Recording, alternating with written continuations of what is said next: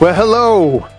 We want to welcome you to another edition of the Family Business Podcast, where family is everybody's business. And we're so glad that you're joining us in our season number 2. And it's very exciting that we have already been able to lay out some of our seasons together in episodes. Today, I get the honor and privilege. Why you guys say it like that? Of being here today with my wife, Mary Alessi. Gosh, Mary, we're coming up on our 34th wedding anniversary. I cannot believe it. Yeah. Right now, as we're taping this, we're just about a week away. Yeah. Only a few days away. Just a few days away. Yep. And 34 years. We're coming to you in this podcast booth today because we're talking to our Podience. That is still so cute. I know. Thank you. I am. About things that we cannot discuss on Sunday. Yes. Because we have the time to do so and so forth. And since we're pastors, we can't always open up to a crowd on Sundays about some of the more intimate things that we deal with in our lives. Sure. So that's why we have our Alessi Family Business Podcast. You could join us online at the AlessiFamilyBusiness.com site, and you can even ask us some questions. Yeah. And today, what we're going to be talking about actually comes from some of the questions that people have sent us over the last few months. And this today message, that is, or our subject that we're going to be looking at, is how you and I co-partner and work together as husband and wife. Yeah. And we do that in our home, we do that in our work, we do that pretty much in every area of our life. So you ready to go ahead and tackle this subject? Oh, I think so. Okay. I'm gonna focus. Yep. And we're gonna tell the truth. Yeah. And be honest. Good. So, all right. Yeah, you want to say hi to everybody? Hello, everyone. It is so great to be back in season 2. This has been amazing. And we just want to thank everybody for even listening.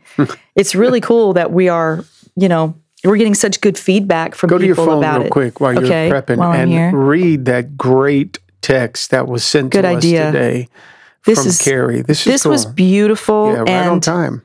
It came this morning as we were on our way here, and she's so generous with her words, but she said, "Good morning, just wanted to congratulate you on starting season 2 of your podcast. It is wonderful, and I have listened to every episode. Thank you, Carrie. I truly enjoy getting to know you both better and the wisdom and truth you speak. I hear many people say that you guys have a gift that everything you touch turns into gold. I haven't heard that. That's kind of nice. That's great. That's really sweet. But my response is, everything you do is God ordained, and all that you do is blessed because of your lifelong service and love for God. Amen. May God continue to bless you and your beautiful family to continue doing great work for his kingdom for generations to come. Always praying for you. God bless you." That's beautiful. Now, listen, Perfect. We're pastors, so people are going to say that they're blessed by what we're doing. It's a whole spiritual connection that we have with our people, and that's why we're coming like this. We want to have a connection with all of our listeners. That's right. Intellectual, relational, spiritual, whatever that is, because it's a soul deal. Sure. When we're doing this, Mary, I'm finding you and I are connecting with more people at a soulish, relational level than we have before. So this is really great, and I'm glad we can do this as we hear it encourages others by our story and our experiences.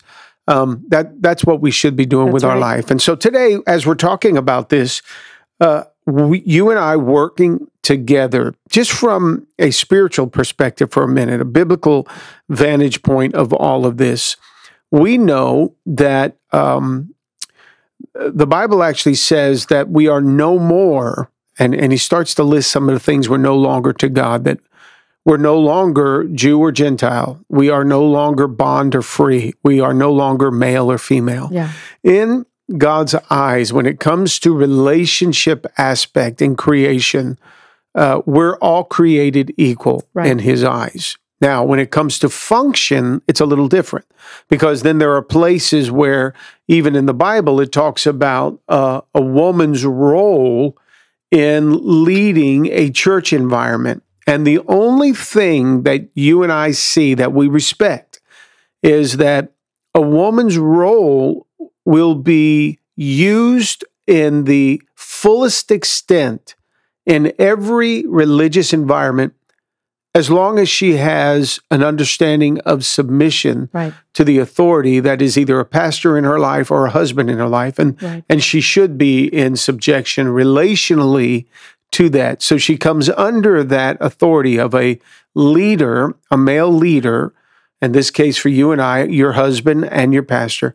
And when that is happening, then it's a safe environment for you to come alongside of me and be a co-equal in our ministry or in our business to people that are following us. So you're good at that. Yeah. You're really understanding of that. You don't fight for your position of, oh, let me have that. I need to say that I'm as good as you, or you have a good balance and understanding of that. So you want to say something? Well, I think I wasn't always good at that. I had to learn to do that. And with understanding that there are certain words that set me free as a woman, but yet in the culture, they were hot words. They were words that were trigger words to women, but they were the actual words that would set me free to be who God called me to be. And the word you use, subjection. I mean, women do not like, well, nobody likes the word to be in subjection to. That sounds like you own me or you dictate everything in my life. But when I understand the power of that, and really my place under submission is as powerful as your place possibly over subjection of me, your family, your church. There's power in that when you walk in it, but it wasn't always easy. And we could talk about how we both got there. But it's definitely, when it's not exercised, understanding your full authority in your submission and in the place you're in, when you don't fully understand that, it can cause a whole lot of conflict. And that's how wars are started. When we don't recognize alpha, we don't recognize leadership, when we don't recognize authority, and there's disrespect, that's how marriages end. That's how there's just conflict on every level. But when we do understand the power of the one who gets to submit, that's where everything you touch turns to gold, because you understand the principle of that. Well, anything with two heads is a freak. Absolutely. And there has to be an understanding of that, that there's always going to be a leader. And what we find in our understanding of husband and wife and even working together is that I get the privilege and the responsibility of being the leader. You're my co-equal when it comes to us then leading our home and so on, because I rely on the wisdom that you have. I rely on your experience and your intellect and your gifting. I rely on all of that, which then helps me be a better leader, because now I'm not fighting for my position. That's right. If I had to always fight for my position to lead our family or lead our church and our business, then I would always be frustrated and it would be forever a battle. And I wish couples could understand this. Right. That when you find the leader of your home, then that leader takes their place and when they have their place of leadership and authority, then you find yourself willing, and as long as there's security there, you find yourself willing to pull people alongside of you as a leader. And for us, it just happens to be that you and I have learned how to work together. Right. Because I remember looking out one day, Mary, and there was a lot of females in our church, and I'm leading in my role as speaker. And there's a lot of females as I'm speaking.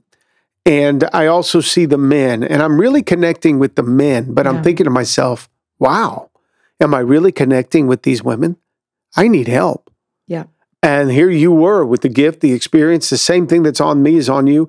Why wouldn't I want you to come alongside of me? Right. And now together we are working hand in hand in this capacity, because there's women and men, but there's women that need to hear what you bring to the table. So I'm helping in one group, you're helping another. Together we're helping the entire group. And you've always been very fair in leadership. You've always been somebody who shares. And, honestly, I think about the times that you've asked for my help, and I probably was thinking of it through a female lens versus stepping back. And that scripture verse, there is neither, therefore, now female or male, right?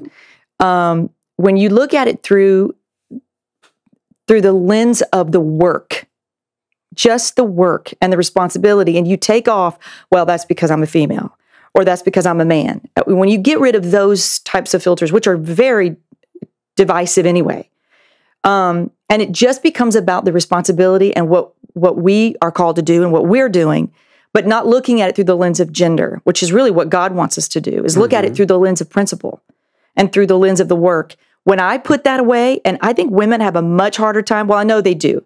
They're yoked with this burden of, well, it's because I'm a female that this happens to me. If I was a man, I'd have the world. It's a man's world, right? Beyonce's been singing that.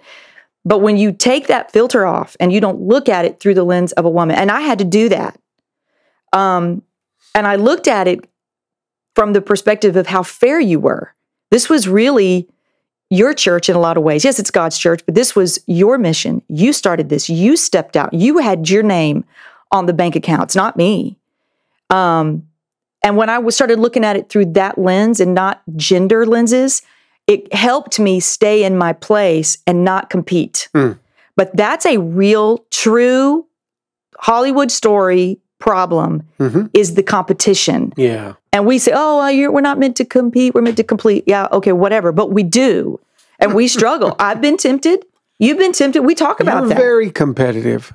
No. Yes, you didn't like the fact that just right here, I'm higher and speaking over my mic. No. And you didn't like the position of your mic. Because I was slouching. Steve's mic is that. Well. And I want that too. That's You're true. very competitive. I am.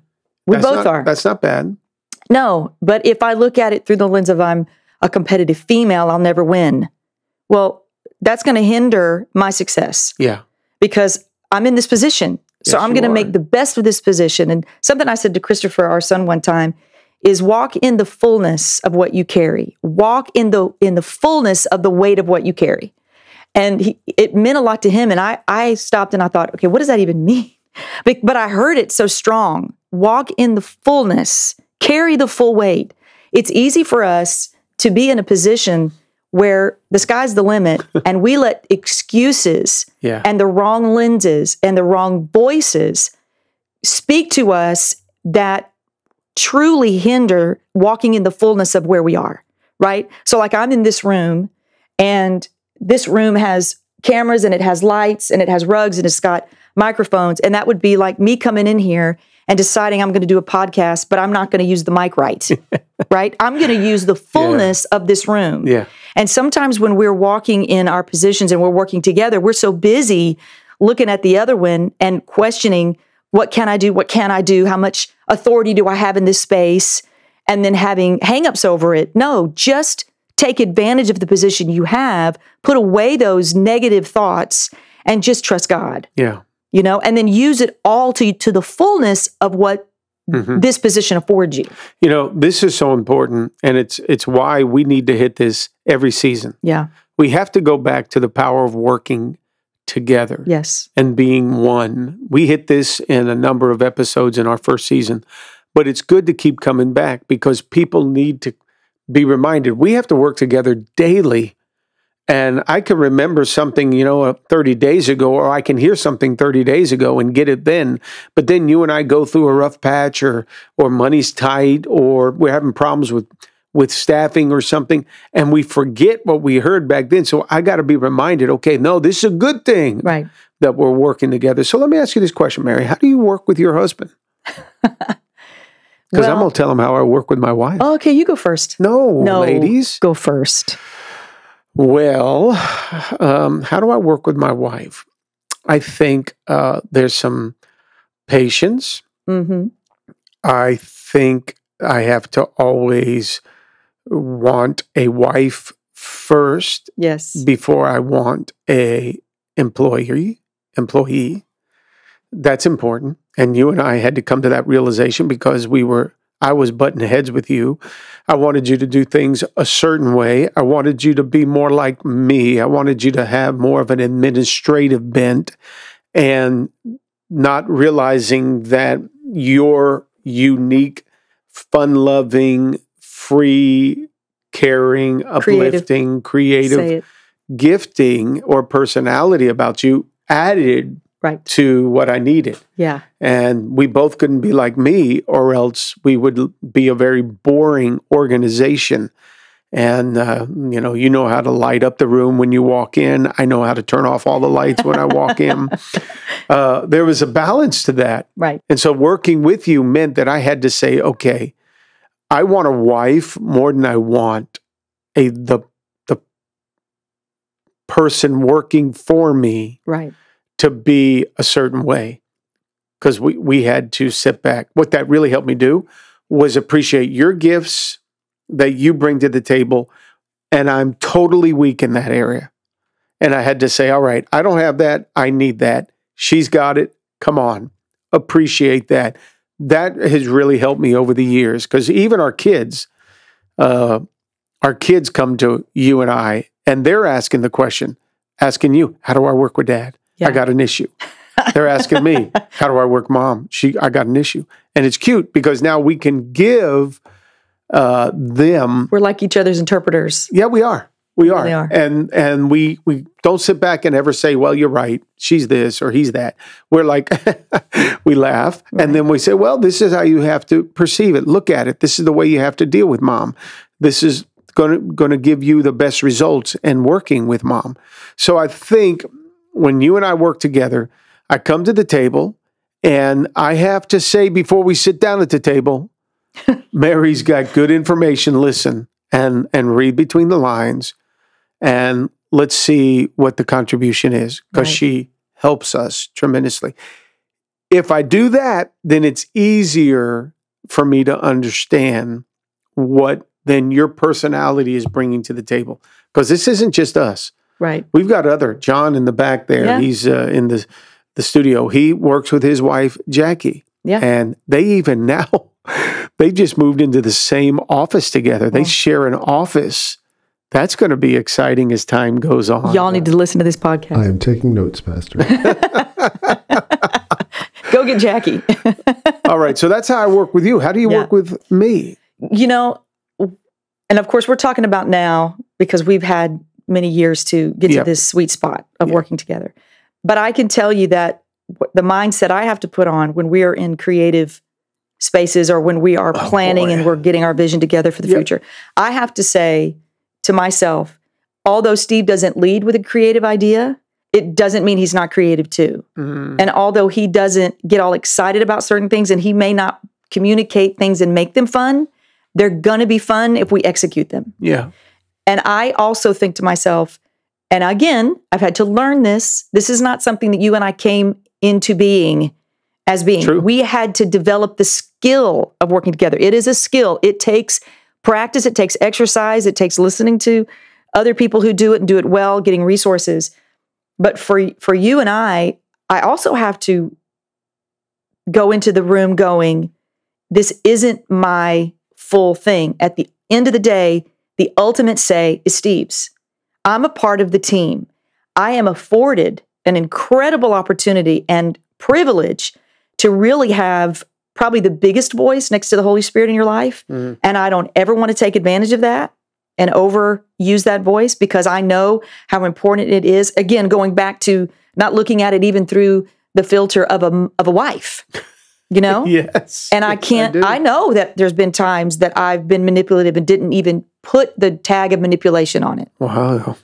Confession, huh? Okay, well, you know, what goes around. Because you're next. No. How would you manipulate? How would I manipulate? Yeah. I can't give out my secrets, Steve. Oh. This is magic. Mine's more domineering. Yeah. My manipulation to get what I want. Or I want that, and that's it. That's what I said. That's what I said. That's what I want. That's what I want. When you Rarely do we drop the boss card, but when it comes out, I'm pretty desperate. I've lost my advantage somewhere. Oh my God. Which was always terrible, because even when you and I go at it argument-wise, you're with your words and I'm with, I get so flustered in the moment, I don't know what to say. So I know that's hard for people to imagine. Uh-huh. Well, I manipulate probably through, gosh, I don't want to say it. I wish it was sex, just so you know, but that's not the case. No. But I'll give you permission to manipulate me anytime you want with sex. Sorry, Ashley. Oh my gosh. Sorry, Ashley. Well, okay, let me ask you stunned. this. Now I don't know what to say. I think one of the things that are important is if a couple's going to work together, and this is in the home, okay, this is working in a business together, this is just working in general together, on a vacation, pulling things together. I think first you have to know what it is to understand each other's strengths. Right. So you're lighthearted, you're fun, I'm more focused, and I'm results oriented. Yes. And those two together could be a great complement. If it's just one-sided, though, it could be unbalanced. Right. So that's important for a couple. If they're going to work together, then understand each other's strengths. Then that requires, after you try to find each other's strength, it requires constantly looking at the uniqueness of each partner. Absolutely. And when you're in a room together where there's either I don't know what their job would be, but from our perspective, we have a staff and we have a vision for every year. And I don't get to dictate that vision. I don't get to say, "Ooh, I have a great idea." It has to be a God idea. And where there was a season where I probably thought, "Man, I did have a God idea and you saw it as a good idea." Here's where I would manipulate. I would try to represent it, repackage it to convince you from the wife's role, right? Which was not good.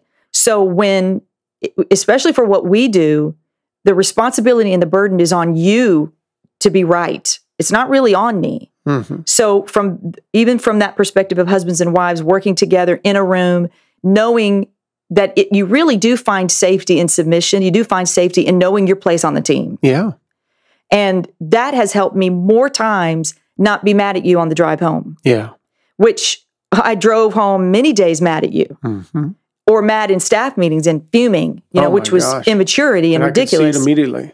You knew I was mad. Oh no, here we go. And now instead of focusing on what I needed to get done, I'm worried about, oh no, her feelings. Now this is not gonna end well. And so two things. We stopped having so many staff meetings. That helped. To stop creating an environment for an argument. But no, really, we both did learn to defer and refer to one another a little bit more and drop our defenses. Mm-hmm. You would always say, stop being so defensive. Stop being so defensive. And when I really do that and I go, okay, you know what? Then I'm truly not going to be defensive and think that I don't get heard or that I need to be heard or speak up more. When I let that go, when I do let that go, right. There's peace. We work so harmoniously together. And then I find you will turn to me and say, no, what did you really think? Yeah. And we can have an honest conversation and you are fair and you do listen and you do need me to not be caught up in my feelings or what I think I need to get through or be seen or be heard. Mm-hmm. When I drop that, our relationship's so much sweeter. Another reason I think if a couple comes to the table, they're wanting to work together, to help them do so, I think they need to see themselves as role models. Right. One of the things you and I realize is it's one thing for us to preach a sermon.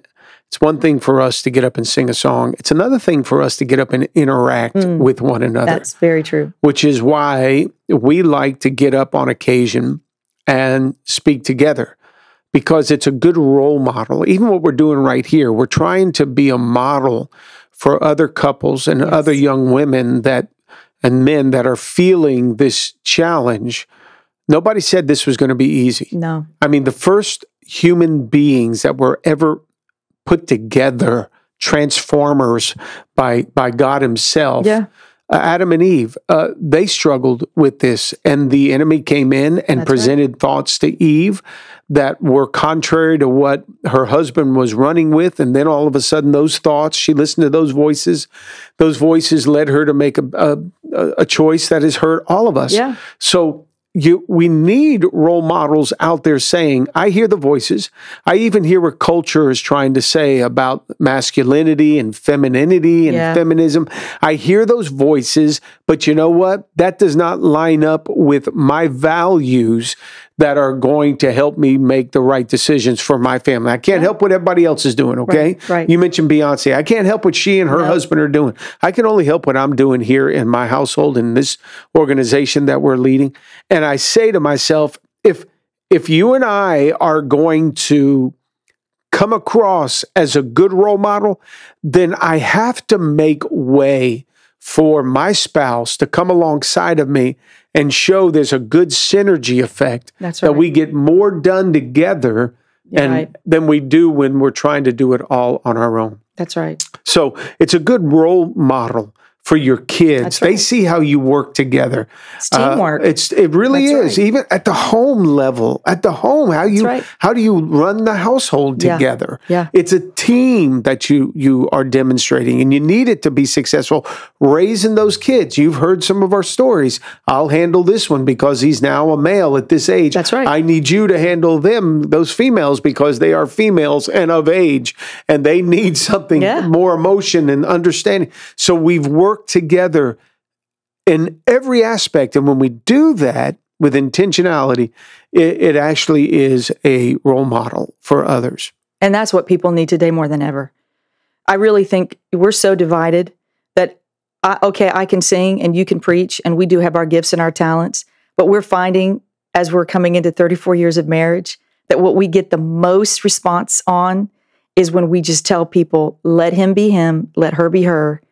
Enjoy one another. Be a team. Yeah. Fight for the team in your home. Be a family. Have family pride. Yeah. And it's work. None of it's easy. It's all work. Yeah.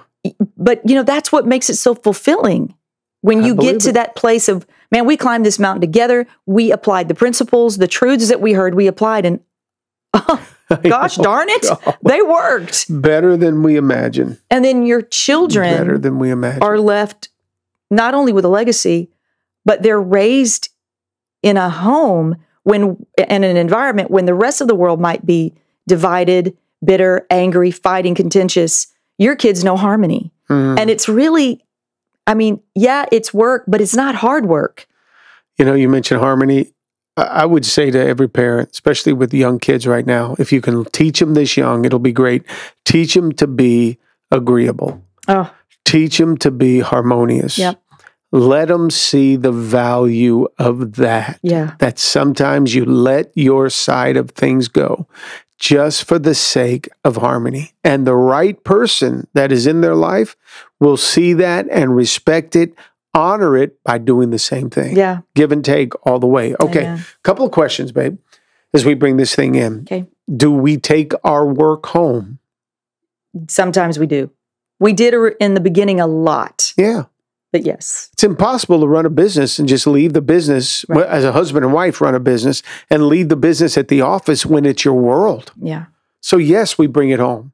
And the stress of it, we bring home. Right. But also the celebration of it, we bring home. Sure. You can't have one without the other. It's the balance of, okay, to whom much is given, much is required. And sometimes the bad stuff follows you home. That's true. And you got to hammer that out. It's true. You just can't let the stress of it divide you at home. No, and there's rules that we put in place. I would say early on, but it was probably a little late in the game. Yeah. Where we would say, all right, that's it, enough, turn it off. We are not going to discuss this. We're getting home with the kids. We're going to talk about them. We're going to talk about the house. We're going to talk about fun stuff. We're going to get together as a family and do something. Turn it off. Yeah. Because we both care about what God's called us to equally. Mm-hmm.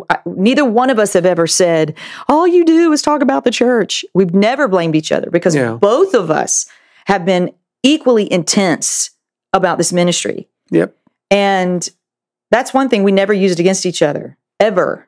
We had to turn it off. We had to tell each other, okay, both of us need to stop and not bring this up and not discuss this. Yeah. Even if it was good, fun stuff, like going away on vacation and start vision casting for the next year. Yeah. We had to say we can't do that. It's funny. I remember as a kid when our parents would go on a vacation. It was mostly road trips. And we had to stop by and see in every city the churches. Of course. Of course. Because it was our life. Yeah. My parents couldn't just leave it in Miami. They would take it on vacation with us. It was always our world. Yeah. And, we've learned a great principle there, man. When you make God all you want, he'll give you all you need. It's been the same with the ministry. We've just made the ministry all we want. And we have just received so much more because of it. So, yes, we bring it home, good and bad. We're not that strong at staying balanced in it. No. Because I think that's not even reality. Right. You can't be passionate about something and just leave it at the office. Compartmentalize it. You can't. No. You bring it home and you realize, okay, there's working abilities here. There's things we got to do to be able to put it on pause when we get home, which then, talking about passion, does our work ever get into the way of our intimacy? I think it has. Sometimes. Sure. We're mad, we're angry, we're stressed, we're thinking of someone, we're just not in the mood. we bring up a subject that we start agreeing on, and then when we're trying to psychoanalyze the situation, somewhere along in that conversation, we disagree and one of us are triggered. We started agreeing about the situation, and then somewhere along the line, one of us either got defensive or didn't like what we heard. And then the next thing you know, we've allowed something to trigger us and put that on pause. Excuse Is that our timer? That's our timer. So I'm going to go ahead and cancel that. Look at there. Yeah, I agree with that. And then that affects it instead of seeing the signs and knowing, okay, first of all, we don't even need to be talking about this right now. This is so not helpful. We're home and it started good, but it could get bad fast. And it's okay that there are certain times, there are certain subjects that should be saved for the office. Because a lot of times when you do get home, and we've said this with the kids, let's have a meeting. Let's have an official meeting. If we need to discuss something, let's not just do it at home. We're all outside, we're in the pool, and we're having a fun time. Then the next thing we know, we're in a disagreement stance. Yeah. Well, we shouldn't even be talking about this right now. This should be saved for the office. And we've had to tell our kids the same thing. Hey, don't bring it home right now, please. We're in a different mode. Worst time to bring any of this stuff home is on Sunday evening. Right. Because emotionally we're low, we're physically tired. That's not the good time to bring it up. So we have to course correct ourselves, but it does get in the way sometimes of our intimacy, which then brings me to this last question. Do we take time to power down and connect with each other? Yes, we do. Yes, we do. Yes, we do. Absolutely. We have to. It's sacred for us now. It is. It's an investment into our relational well-being, our emotional and spiritual well-being.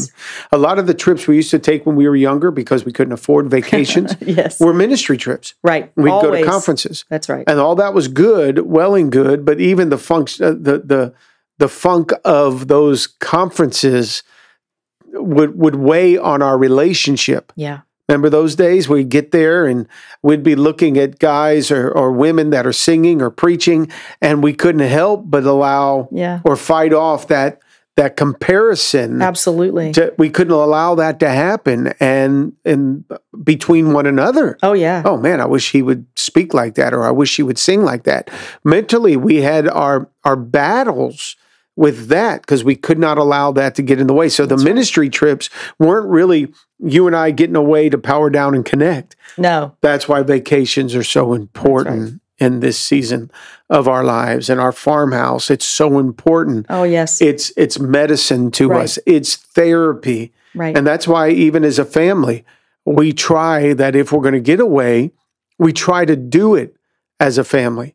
And that means when we're out and we all go, there's a void in the office. Yeah. And we try to be as understanding as possible with all our staff members when they need to go out of town if they're married, because we have to do that with our family and our kids. That's right. It's part of our well-being, our emotional and spiritual and relational well-being. So we do like to get around away and connect. And we're going to actually do that for our 34th anniversary. We are. And we're going to take the moms with us. We are. That's going to be fun. We're going to have a great time. Something different. Power down for family. I just want to say my last thing.